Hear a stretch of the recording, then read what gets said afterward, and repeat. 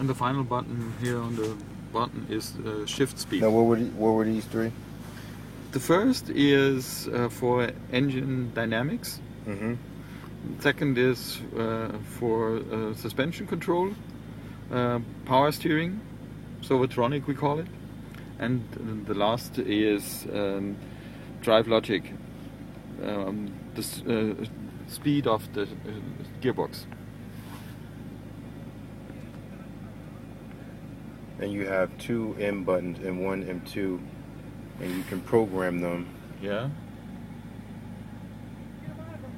Actually, you have three settings you can use while driving the M5.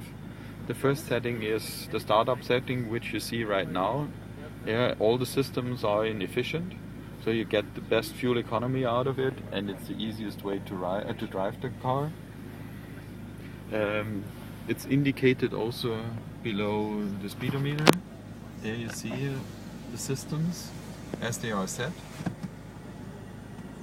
Efficient, comfort. Yeah, and you're on the brake pedal, so I can shift the lever to the right. Then you also see the program selected, starting up the car. It's always the D program with the speed setting of the transmission. It's in the middle. With first step on shift speed. So this is your basic program. If you push now button M1,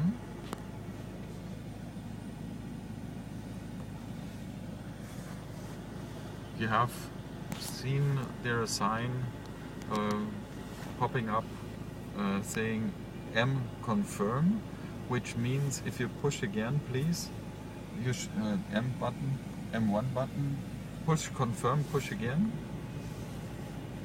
please. Yeah. So now the system activates the M1 setting. This M1 setting includes also the MDM mode, which is indicated in the middle, and also here with the sign of the car with DSC off. This gives you the advice or the information that you have now reduced stability control, and therefore we ask you to confirm. So you are aware that you are changing from full stability control to only reduced stability control. And now you also have here a setting where all the systems are in sport. So engine dynamics are in sport, damper control is in sport, and servotronic is in sport. And shift speed of the transmission is in its maximum. With the three barrels activated. If you can, let's have a look what actually is programmed on M2.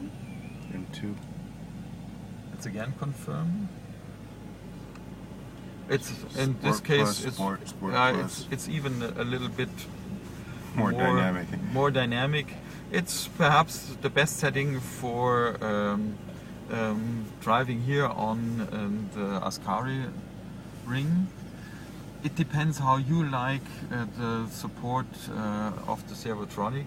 If you like lower or more power assist, then you could arrange this, and you would push here the button, for example, and say I don't want to have the Sport Plus, which is activated at the moment. I toggle through the possible setting and I put it to Sport, for example. So now you have a new setting, or you have changed the existing M2 setting. To save the setting, you just do a long push on M2. And so you have now a new M2 setting, and that's all. Okay. And then once you have driven with the car for a few days, you will have your idle settings for M1 and M2, and then you just get in the car, push the button, and off you go. Between M1 and M2, how many custom configurations can you have? I didn't count the numbers you actually can arrange. Basically, you have 3 saved settings. This is the main idea behind.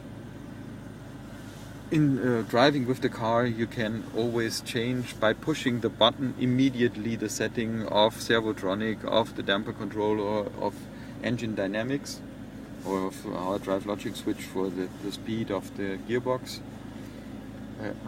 So actually you always reduce it then finally to 3 settings which are saved in the computer of the car. Excellent. Thanks a lot, Doctor. No, doctor.